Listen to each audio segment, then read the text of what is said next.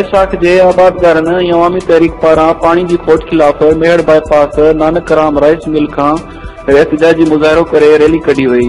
Rally की अगवानी वकील गुलाम नबी खोसो, वकील मीर खोसो, वकील सईद पावर, अली हसन चांडियो, वकील साजिद चांडियो, वकील इम्तियाज जतोई, रहीम बख्श बुग्यो की अगवानी में कई वई।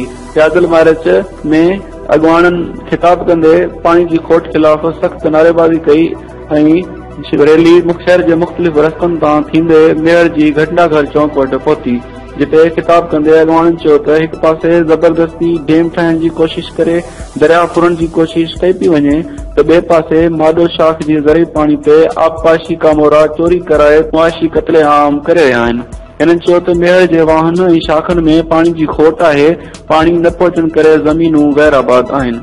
हिननि मुतालबो कंदे चयो त माडो शाख में पानी की खोट ख़त्म करे पुछड़ी ताईं पानी पहुचायो वञे, न त ॿी सूरत में अवामी तहरीक ऐं आबादगार समूरे ज़िले में एहतियाती तहरीक हलाईंदा।